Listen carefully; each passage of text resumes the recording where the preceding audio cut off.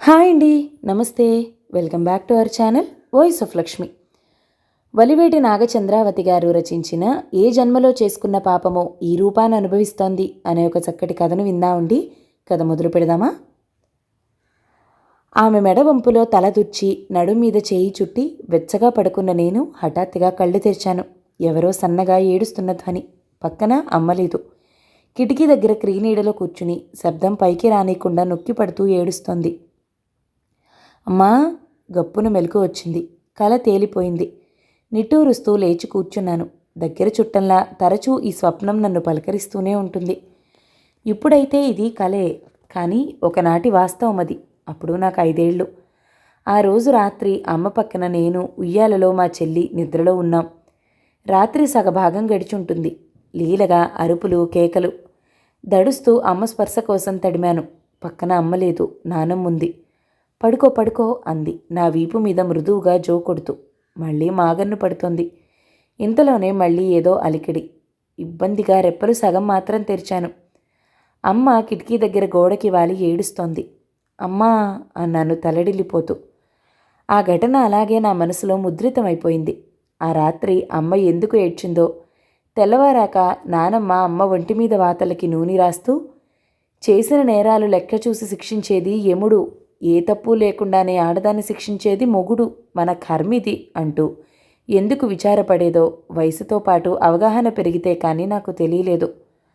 ఆ వాతలు మొగుడు అనబడే మగవాడి దాష్టికానికి ఆనవాళ్లని. మనసు నిండా ఏదో బాధ, ఆక్రోశం. అసలు అమ్మని హింసించే అధికారం నాన్నకెవరిచ్చారు? గొడ్డు మెడలో పలుపుతాడు, ఆడదాని మెడలో పసుపుతాడు వేశాక వాడే యజమాని. మెడ పుండుపడినా ఎద్దు ఓర్చుకోవాల్సిందే, ఒంటి మీద వాతలు పడినా ఆడది ఓర్చుకోవాల్సిందే. ఏం చేస్తాం? పెద్దలు నిర్ణయించారలాగా అంటుంది నానమ్మ. ఏ కాలం అది?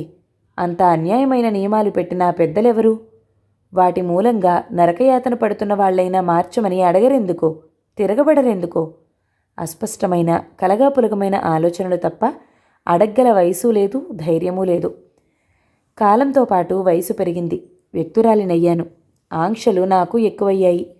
ఇదివరకులా పరుగులు పెట్టడం, పక్కుమని నవ్వటం, చీకటి పడ్డాక తోడు లేకుండా బయటికి వెళ్ళటం ఆడపిల్లకి నిషిద్ధం. ఆడపిల్లల స్కూల్లోనే చదువుకోవాలి. ఇంటి పని, వంట పని నేర్చుకోవాలి. చెమ్మచెక్కలు, వప్పుల కుప్పలు మానేసి పచ్చీసు, వామనగుంటలు ఆడుకోవాలి. ఇన్ని కట్టుబాట్లతో మంచి అమ్మాయిగా పెరిగాను. ఆ కాలపు ఆచారాలనండి, సాంప్రదాయం అనండి, చాదస్తాలు అనండి, ఈడేరిన పిల్లకి వీలైనంత తొందరగా పెళ్లి చేసి అత్తవారింటికి తరిమేయటమే రివాజు. ఆ ప్రకారమే నా 15వ ఏట చదువు మానిపించి పెళ్లి చేశారు. అత్తవారింటికి అంపకం పెట్టారు. నా సంసార జీవితం ప్రారంభమైంది. ఉండే నివాసం మారింది. చుట్టూ ఉండే మనుషులు మారారు. పరిస్థితులు మాత్రం యథాతథం. ఏ జాతి చరిత్ర చూసినా అన్నట్టు, ఏ ఇంటి కథ చూసినా కాస్త అటు ఇటు మార్పు చేర్పులతో ఒకటే మోడల్. తొందరగానే మా అత్తగారి ఇంట్లో వాళ్ల మనస్తత్వాలు ఆకలింపుకొచ్చేశాయి. మా మామగారు పెద్ద పులి.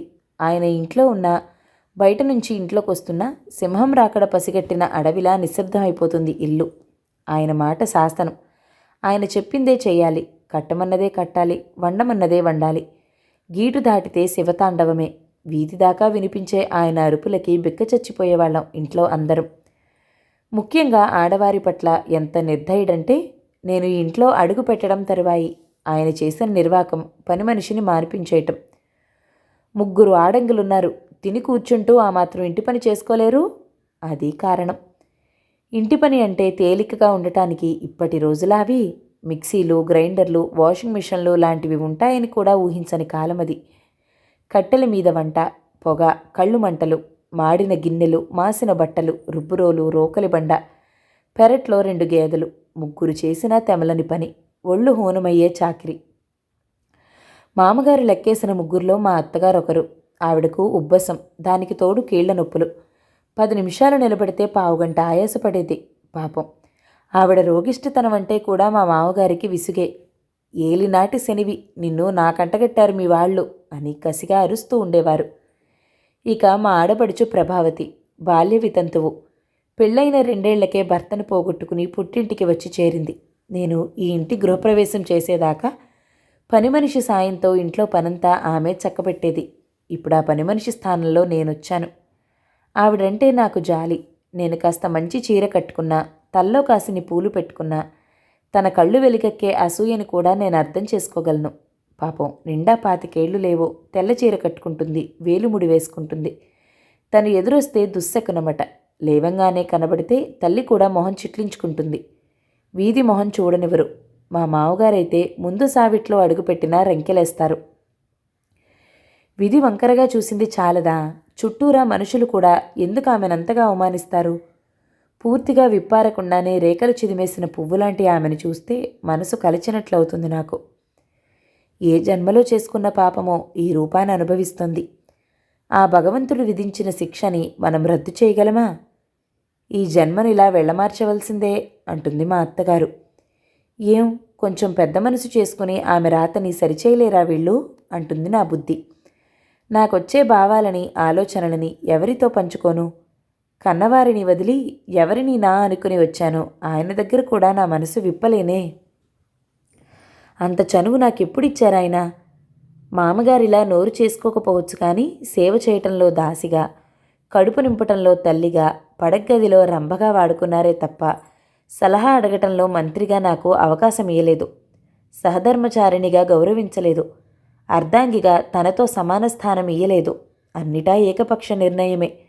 సంవత్సరాలు గడుస్తున్నా మా నడుమ అదే పరాయితనం. మగవాడినన్న అహంతో నా మనసు చూరగొనాలనే ప్రయత్నం ఆయన చేయలేదు. ఈయన నా మనిషి అన్న ఆర్ద్రభావం నాకు ఎప్పుడూ కలగలేదు. తప్పనిసరిగా ఒకే బాటను నడుస్తున్న బాటసారలం అంతే. లోపల ఇంతలా మదనపడతానే కానీ ఎదురుపడి మీ ఏకఛత్రాధిపత్యం ఏమిటి అని ఎందుకు ప్రశ్నించలేను? ఆయన్ని చూడగానే ఏదో తప్పు చేసినట్టు ఎందుకు జంకుతాను? తరతరాలుగా నరనరానా జీర్ణించుకుపోయిన బానిసత్వ గుణం ముందుకు అడిగేయనివ్వట్లేదా? ఆనాడు నేను చేయలేని పని నా కూతురు లావణ్య చేసింది. నేను అతన్ని చేసుకోను, నాకతను నచ్చలేదు. కుండ బద్దలు కొట్టింది లావణ్య. ఉక్కిరి బిక్కిరయ్యారు నా భర్త. చిన్నప్పటి నుంచి అది కొంచెం పెంకి, మాట పెళుసు అని తెలుసు కానీ ఇంత సాహసం చేస్తుందని మాత్రం నేను అనుకోలేదు. 2 రోజుల క్రితం సాంప్రదాయ పద్ధతిగా మొదటిసారి పెళ్లి చూపులు జరిగాయి. పిల్ల నచ్చిందని కబురొచ్చింది వాళ్ళ నుంచి. తొలిగా చూసిన సంబంధమే కుదిరిపోతుందంటే ఆడపిల్లకి ఎంత అదృష్టం కలిసొచ్చినట్టో. ఇంటిల్లిపాది ఏనుగెక్కినంత సంబరపడిపోతున్నాం. కట్నాలు లాంఛనాలు మాట్లాడేసుకుని నిశ్చితార్థానికి ముహూర్తాలు కూడా పెట్టేసుకుంటే మంచిదనుకుంటున్నప్పుడు అణువిచ్ఛేదనం చేసింది లావణ్య. అదేమిటి, నిన్నడిగితే తలూపావుగా? ఊపలేదు, దించుకున్నాను. ఆలోచించే కొద్దీ నాకతను బాగున్నాడనిపించటం లేదు. ముక్కు మరీ పొడుగ్గా ఉంది, చివర్లో వంగిపోయింది. నాకది నచ్చలా. ఇదేం చిన్నపిల్లల ఆట అనుకున్నావా? అవునని కాదని ఉగ్రుడైపోయారాయన. ఎందుకు అరుస్తారు? ఆట కాదిది, నా పెళ్లి విషయం. అందుకే సీరియస్గా చెప్తున్నాను. మీకులా దొరికిందే మహాప్రసాదమని రాజీ పడదలుచుకోలేదు. తను గొంతు పెంచేస్తూ అంది లావణ్య. చప్పున చల్లారిపోయారాయన. ఇంటి తగువు రచ్చ చేసుకుంటే పోయే పరువెవరిది? చివరికి కూతురి మొండితనానికి లొంగక తప్పలేదు పాపం మా వారికి. అప్పటికి కానీ నాకు తెలియలేదు విప్లవానికి ఎంత శక్తి ఉందో. గౌతమ్ని వరుడిగా లావణ్య ఊ కొట్టాక ఊపిరి పీల్చుకున్నారు నా భర్త. తల ఎగరేయలేదు కానీ ఆ విజయం తాలూకు గర్వం, మెరుపు లావణ్య కళ్ళలో చూశాను నేను. పెళ్లి చేసి కాపురానికి పంపించేటప్పుడు అందరితో కలివిడిగా ఉండు, పెద్దవాళ్లతో వినయంగా ఉండు, భర్త మాటకి సాంప్రదాయం కొనసాగించబోయాను. ఎవరితో ఎలా ఉండాలో నాకు తెలుసులే, నువ్వేం నాకు చెప్పక్కర్లేదు అంది అది. నిజమే, నా కూతురు సమర్థురాలు. నాలా పిరికిది కాదు. తన జీవితాన్ని తెలివిగా ధైర్యంగా సరిదిద్దుకోగలదు. నేననుకున్నట్టే లావణ్య ఆ ఇంట గెలుపు సాధించి తనదైన ముద్రతో విజయ పతాకం ఎగరేసింది. కానీ నేను ఆశించినట్టు గాంధేయ మార్గంలో కాదు. గౌతమ్ చాలా నెమ్మదస్తుడు. మొహం మీద చిరునవ్వు, మాటలో సౌమ్యత చెదరనివ్వడు. ఎప్పుడు చూసినా అప్పుడే ధ్యానంలో నుంచి కళ్ళు విప్పినవాడిలా ప్రశాంతంగా ఉంటాడు. ఇక నా కూతురు తుఫాను, ఉరికే జలపాతం, గంతులు వేసే లేడిపిల్ల.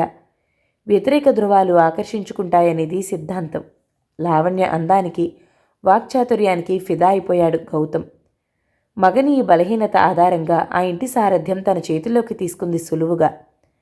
అత్తగారిని వంట ఇంటికి పరిమితం చేసింది. ఏమి వండాలో ఎంత వండాలో లిమిట్స్ పెట్టింది. ఏదో చిన్న ఉద్యోగం చేసి రిటైర్ అయిన మావగారిని. ఎప్పుడు విశ్రాంతంటూ ఆ పడకుర్చీలో పేపర్ పట్టి కూర్చోకండి, ఆరోగ్యం చెడుతుంది. పెరట్లో బోలెడు ఖాళీ స్థలం ఉంది. కూర మొక్కలు వేసి వాటి సంరక్షణ చూడండి. మీకు కాలక్షేపంగానూ ఉంటుంది, ఎక్సర్సైజ్ చేసినట్టుగానూ ఉంటుంది. మనకు కూరల ఖర్చు కలిసి వస్తుంది అని 60 ఏళ్ల ఆ వృద్ధుడికి హితోపదేశం చేసింది. డిగ్రీ పూర్తి చేసి ఉద్యోగం కోసం నిరీక్షిస్తున్న మరిదిని అలా ఫ్రెండ్స్ దగ్గరకని మాల్స్ కని బలాదూర్ తిరుగుళ్ళు తిరక్కపోతే 4 పిల్లలకి ట్యూషన్లు చెప్పరాదు? నీ అప్లికేషన్లకైనా వస్తాయి కదా. మీ అన్నయ్య ఒక్కరు ఎంత బరువుని మోస్తారు? చిన్నపిల్లాడివి కాదు, అర్థం చేసుకో అని బుద్ధులు చెప్పింది. అందరికీ పనులప్పగించి తను మాత్రం రింగ్ మాస్టర్లా అందరినీ కంట్రోల్ చేసే బాధ్యతని తలకెత్తుకుంది. మొదట్లో కాస్త ఒద్దికగానే చెప్పింది.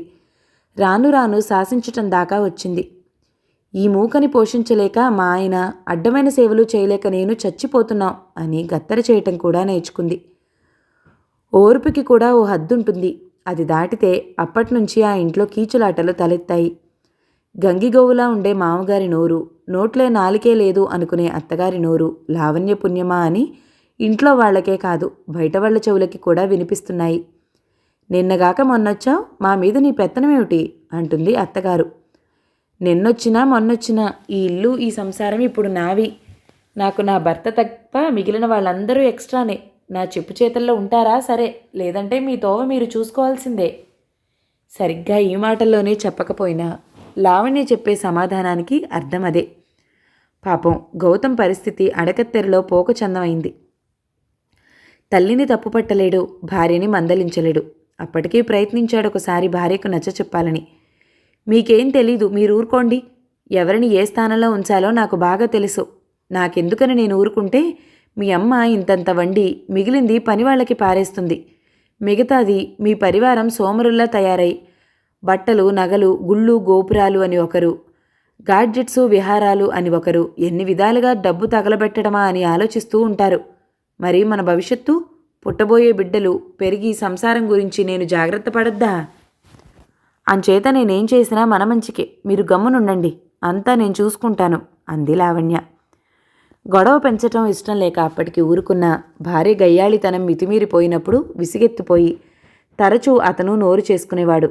దానాదీనా ఆ ఇంట్లో ఎప్పుడూ యుద్ధ వాతావరణమే. మా బంధువుల ఇంట్లో ఒక శుభకార్యానికి వెళ్ళినప్పుడు అక్కడ కలిశాను లావణ్య అత్తగారిని. మీ అమ్మాయి మీద చాడీలు చెప్తున్నానని అనుకోకండి అంటూ కోడలి నిర్వాకమంతా చెప్తూ, మా మధ్యన నా కొడుకు నలిగిపోతున్నాడు వదినగారు, చూడలేకపోతున్నాం. చిన్నవాడికి ఏదైనా ఉద్యోగం దొరికితే ఆ నరకం నుంచి వెళ్ళిపోతాం. అందుకోసమే రోజూ ఆ దేవుణ్ణి మొక్కుకుంటున్నాను అంటూ కళ్ళొత్తుకున్నదావిడ. సిగ్గుతో తల వంచుకున్నాను నేను. నీకింత గడుసుతనం ఎలా అబ్బిందే? కోపంగా అడిగాను నా కూతుర్ని తర్వాత. లేకపోతే నీకులా చచ్చుగా పడి ఉండమంటావా? అది నా వల్ల కాదు. అయినా ఎప్పుడు మగవాడి ఆధిపత్యానికి లోబడే ఉండాలా? పద్ధతి మార్చాలనిపించింది, మార్చి చూపించాను అంది విలాసంగా. మార్పు మంచిదే, కానీ ఈ రకంగానా? అమ్మమ్మ 2 చేతులతోనూ పొదివి పట్టుకుని నన్ను ఆహ్వానించింది నా మనోరాలు వెన్నెల. ఆ నులివెచ్చని కౌగిలిలోని ఆప్యాయతకు పొంగిపోయింది నా మనసు. తనతో పాటే వచ్చి నా పాదాలు తాకి నమస్కరించాడు వెన్నెల భర్త గోపీకృష్ణ. విదేశంలో పెద్ద చదువు చదివి వచ్చినవాడతను. ఏ భేషజమూ లేకుండా ఈ ముసలిదానికిచ్చిన గౌరవానికి ఉబ్బి తబ్బిబ్బయ్యాను. మా వాళ్ళు ఉత్తరదేశ యాత్రలకు వెళ్తూ భారంగా ఉన్న నా భారాన్ని తాత్కాలికంగా వెన్నెల మీద మోపి నన్నిక్కడ దిగబెట్టారు. వెన్నెల వాళ్ళది చాలా పెద్ద ఇల్లు. వాళ్ళు నాకిచ్చిన గది చాలా విశాలంగా ఉంది. లేత గులాబీ రంగు గోడలు, పెద్ద పెద్ద కిటికీలు, నైట్ క్వీన్ మీదుగా వస్తున్న గాలి వింజామరలు వీస్తున్నట్టుగా హాయిగా ఉంది. మెత్తని పరుపు. నా కళ్ళు మూతలు పడేదాకా నా మంచం మీదే కూర్చుని కబుర్లు చెప్పింది వెన్నెల. ఆ రాత్రి చాలా ప్రశాంతంగా నిద్రపోయాను. తెల్లవారగానే తలుపు తోసుకుంటూ లోపలికొచ్చాడు గోపీకృష్ణ చేతిలో ట్రేతో. గుడ్ మార్నింగ్ అమ్మమ్మ. అందమైన మందహాసంతో కాఫీ కప్ అందించాడు. నేను మిమ్మల్ని అమ్మమ్మ అనే అంటాను. నాకు ఆ పిలిపే దగ్గరగా అనిపిస్తుంది. దానికేం, అలాగే పిలువు. అయినా ఇంత పొద్దున్నే లేచి కాఫీ కూడా పెట్టావా? ఎందుకయ్యా అంత శ్రమ అన్నాను నొచ్చుకుంటూ. శ్రమ ఏముందమ్మమ్మ, నాన్నకు బెడ్ కాఫీ అలవాటు. మీరు చీకటితోనే లేచి ధ్యానం చేసుకుంటారు అని చెప్పింది వెన్నెల. నాన్నతో పాటు మీకు ఒక కప్పు కలిపాను అన్నాడు చిరునవ్వు చెదరనీకుండా. వెన్నెల ఇంకా లేవలేదు. రాత్రి 2:30 అయింది. తన ఆఫీస్ వర్క్ పూర్తయ్యేసరికి. ఇంకాసేపైనా పడుకోనిమ్మని నేనే లేపలేదు అన్నాడు అతను వెళ్ళిపోతూ. తల్లి ఛాయలో రాలేదు కదా అన్న నా అనుమానాన్ని తుంచేస్తూ గోపీకృష్ణ వెళుతున్నప్పుడే అతని తండ్రి విశ్వనాథం గారు వచ్చారు గదిలోకి. బావున్నారా అమ్మా అంటూ. ఆయన భార్య సుమిత్ర క్యాన్సర్తో మరణించి 2 సంవత్సరాలైంది. ఇక ఉద్యోగం చేయాలనిపించక రిజైన్ చేసేసి ఇక్కడ కొన్నాళ్ళు, అమెరికాలో ఉంటున్న కూతురి దగ్గర కొన్నాళ్ళు ఉంటూ ఉంటారాయన. 10 నిమిషాలు అవి ఇవి మాట్లాడాక 10 అడుగులు వేయగలరా అమ్మా? కాసేపు అలా వాకింగ్కి వెళ్ళొద్దాం అడిగారాయన. ఒంట్లో సత్తువు ఉన్నంతవరకు విరామమెరుగని చాకిరి, వయసు ఉడిగిన ఈ స్థితిలో భగవంతుడి స్మరణ తప్ప మరో ఆలోచన మర్చిపోయిన నా బోటి దానికి ఇదో కొత్త అనుభవం. నడవగలను, పదండి అన్నాను. ఆ ఉషోదయ వేళ చల్లటి గాలుల్ని పీలుస్తూ ఉద్యోగరీత్యా దేశమంతా తిరిగొచ్చిన విశ్వనాథం గారు ఆ విశేషాలు మెత్తని స్వరంతో చెప్తూ ఉంటే వింటూ మంచు కురిసిన ఆ పచ్చిక మీద నడవటం నిజంగా అద్భుతం. ఇంత సుందరమైన అనుభూతులుంటాయని తెలియకుండానే జీవితమంతా నిస్సారంగా గడిపేశాను. నిజంగా విచారం అనిపించింది. మా సుమిత్ర చేసింది అలవాటు నా మొహంలో బయటపడిపోతున్న సంభ్రమాన్ని చూసిగావును అన్నారు విశ్వనాథం గారు. మనసుకి శాంతి, తనువుకి విశ్రాంతి ఇది అంటుంది సుమిత్ర. నేను గమనించాను. సంభాషణలో ఏదో మిషమీద భార్యని తలుచుకుంటూనే ఉన్నారాయన. భర్త హృదయాన్ని గెలుచుకున్న సుమిత్ర ఎంత అదృష్టవంతురాలు.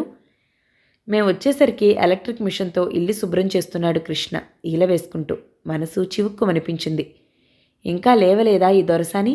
ఎంత అలసిపోతే మటుకు తను చేయాల్సిన పనులు మొగుడు చేస్తుంటే ఎలా నిద్రపడుతుంది దానికి?